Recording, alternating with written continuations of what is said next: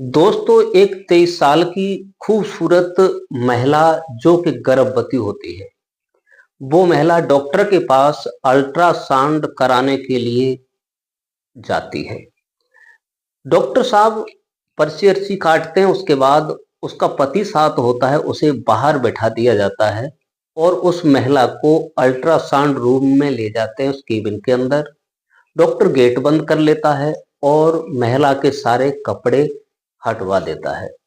सारे कपड़े उतरवा देता है। उसके बाद जो डॉक्टर होता है अल्ट्रासाउंड का जो मशीन होती है उसे लगाता है, मगर थूक लगाकर उसके प्राइवेट पार्ट को बार बार टच करता है, थूक लगाता है, उसके प्राइवेट पार्ट को बार बार छेड़ता है। महिला नग्न अवस्था में होती है। दोस्तों, महिला कोई विरोध नहीं करती, सोचती हो सकता है कि ऐसा होता हो, जो डॉक्टर करते हैं स्कैन करते हैं तो शायद ये थूक लगा के ही करते हो, उसके प्राइवेट पार्ट को बार बार टच करना। महिला सहन करती रही, लेकिन अंत में जब उससे बर्दाश्त नहीं हुआ, जो महिला ने किया आप सुनेंगे। तो उस डॉक्टर के साथ जो भी किया आपने कल्पना नहीं की होगी। जो डॉक्टर ने महिला को बार बार उसके प्राइवेट पार्ट को छेड़ा था, उसका इल्जाम क्या हुआ, अगर इस कहानी को सुनेंगे तो आपके पैरों तले जमीन खिसक जाएगी। कहते हैं कि डॉक्टर भी एक भगवान का रूप होता है। डॉक्टर भी अगर ऐसा करने लगे तो आगे क्या होगा, क्या नहीं होगा। दोस्तों, किस पर विश्वास कर लेना चाहिए। जो महिला को बार बार उसने टच किया, उसका नतीजा क्या हुआ आप कल्पना नहीं करेंगे। चलिए मेरे साथ बने रहिए। आपसे वही एक गुजारिश है, अगर हमारे चैनल पर नए हैं तो चैनल को सब्सक्राइब करें, वीडियो को लाइक करें। ये कहानी अंत तक सुने, तब आपको पता चलेगा कि उसने उस महिला के साथ क्या किया। दोस्तों, ये कहानी है बिहार के सासाराम की। सासाराम में रहने वाला एक गरीब परिवार था, वो मुस्लिम परिवार था। जो कि जो एक व्यक्ति थे जिनके 4 बेटे थे। सबसे बेटा छोटा था, उसका नाम था जुबैर। जुबैर था, ये बाल वर्क का काम करता था, बाल काटता था, नाईगिरी का काम करता था। इसकी शादी होती है और अच्छा खासा ये पैसा पैदा करता था। भाई थे और ठीक ठाक इसका काम चल रहा था। तो इसकी बेगम का नाम था बानो साहिबा। बानो साहिबा, ये लड़की बहुत सुंदर थी। 20 साल की उम्र होती है तभी जुबेर और बानो का निकाह हो जाता है, शादी हो जाती है। शादी को आज से 3 साल हुए होते हैं। दोस्तों, 3 साल तक कोई संतान नहीं होती।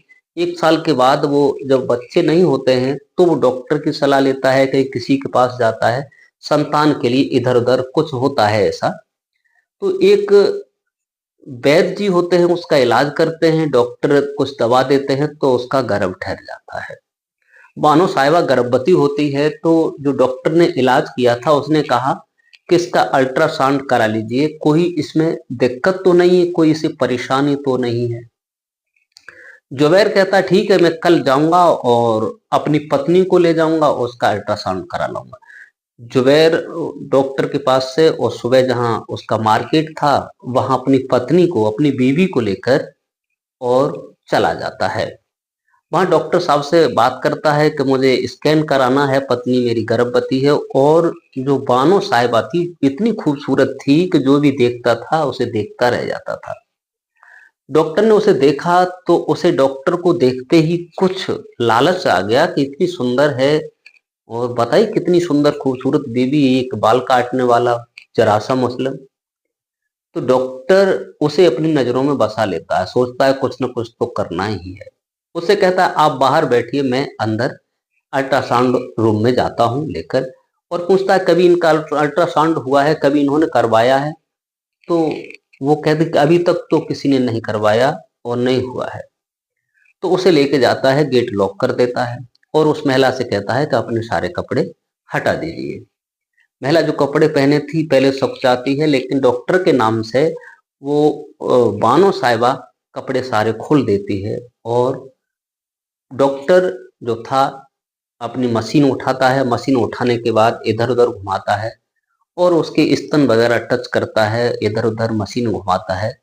महिला सोचती है शायद ऐसा होता हो, फिर वो डॉक्टर अपना थूक लेकर उसके प्राइवेट पार्ट पर लगाता है और उंगली करने लगता है। एक बार नहीं कई बार ऐसा करता है तो महिला सहम जाती है।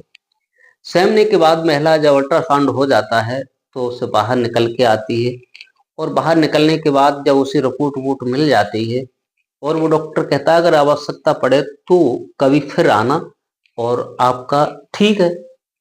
लेकिन उस समय तो वो बानो नहीं कहती है, रास्ते में आकर अपने पति जुबैर को सारी बात बता देती है। कहती है कि डॉक्टर ने मुझे बुरी तरीका से टॉर्चर किया, मेरे सारे कपड़े ऊपर करवाए और थूक लगाकर मेरे प्राइवेट पार्ट को टच किया। दोस्तों, जब उसका पति ये बात सुनता है तो कहता है कि तुम्हें पहले बताना चाहिए था। चलो हुआ वो हो, और कोई बोले कुछ नहीं, केवल थूक ही लगाकर उसने ऐसा किया।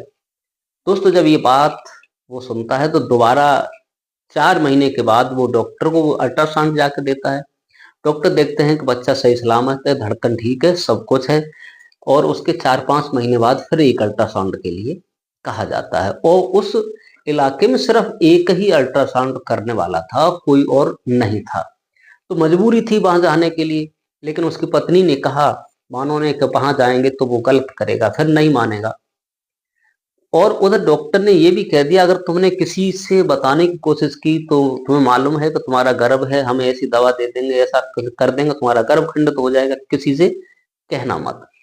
तो महिला सहमी हुई थी, तो उसका पति कहता है कि आप चलिए और फोन ले लो, फोन में जाकर तुम वीडियो बनाती रहना लेटकर, जब वो करे तो आप वीडियो बनाना और अपना कैमरा ऑन रखना।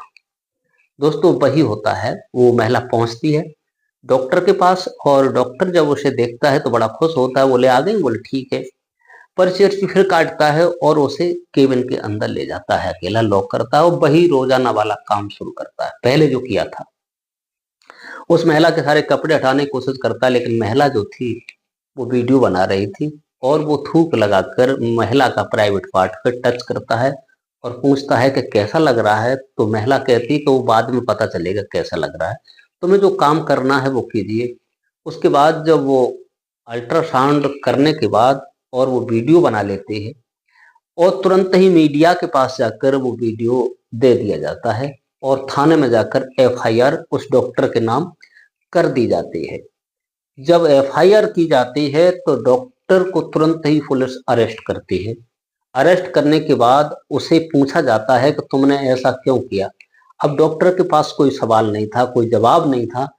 जो पुलिस थी उसके नाम एफआईआर करती है और उसे मुकदमा लगाने के बाद और उसे जेल की सलाखों के पीछे पहुंचा देती है। वो महिला खुले तौर कहती है कि मैंने पहली बार आई थी तब भी उन्होंने ऐसा ही मेरे साथ घिनौना काम किया, और फिर मैं दोबारा आई थी तब मैंने हिम्मत करके ये काम किया। ये डॉक्टर अगर मेरे साथ करता है तो शायद ये कितनी महिलाओं के साथ ऐसा गलत करता होगा। ऐसे पर कैसे विश्वास करना चाहिए, ये लोग विश्वास लायक नहीं हैं। दोस्तों, हम लोग डॉक्टर को भगवान समझते हैं, ऑपरेशन रूम में थिएटर में ले जाकर ये कुछ भी करते हो, क्योंकि इनके पास सारी दवाइयां होती हैं, सब कुछ होता है। ये किसी महिला के साथ कुछ भी कर सकते हैं। अब विश्वास कैसे करना चाहिए? अब विश्वास तो करना ही है कि डॉक्टर एक भगवान का रूप होता है, डॉक्टर को भगवान मानते हैं। एक डॉक्टर हुए, एक मास्टर हुए, इनको तो एक गुरु का दर्जा दिया जाता है, और शिक्षा के दाता होते हैं मास्टर, और डॉक्टर जीवन के दाता होते हैं। अगर कोई बात है तो डॉक्टर और मास्टर का ही एक दर्जा ऐसा है जो दुनिया में एक शिक्षा विभाग और एक जीवन दान देने वाला डॉक्टर होता है। दोस्तों, आज उस डॉक्टर को सजा तो नहीं होती है, लेकिन जेल के पीछे पड़ा हुआ है। अब आगे क्या होगा, आप कमेंट में जरूर बताइए। क्या उस महिला ने ये सही किया जो कि आवाज उठाई, और न जाने ऐसी कितनी महिलाएं होंगी, इतने दिक्कत का सामना करना पड़ रहा होगा, और कितनी महिलाएं ऐसी आवाज नहीं उठा पाती हैं। वो आज इसके साथ किया है तो कल किसी और के साथ करता होगा, परसों किसी और के साथ करता होगा। आजकल पता नहीं संसार में क्या है, क्योंकि आजकल कहीं जाना है, तुम्हारी पत्नी हो, बहन हो, बेटी हो, कभी भी किसी जगह अकेला नहीं छोड़ना चाहिए। चाहे रिश्तेदारी हो, चाहे कोई हो, चाहे डॉक्टर हो, किसी के पास महिला को अकेला नहीं छोड़ना चाहिए, क्योंकि विश्वास नहीं है किसी पर। आजकल लोग इतने हरामी बैठे हैं, इतने शातिर बैठे हैं कि पलक झपकते ही सब काम खत्म कर देते हैं। वो ऐसे ऐसे लोग हैं जो दुनिया में आजकल फ्रॉडगिरी बहुत चल रही है। दोस्तों, इस कहानी को सुनाकर किसी को परेशान करना नहीं है, किसी का दिल दुखाना नहीं, केवल आप लोगों को जागरूक और सचेत करने का मेरा उद्देश्य है।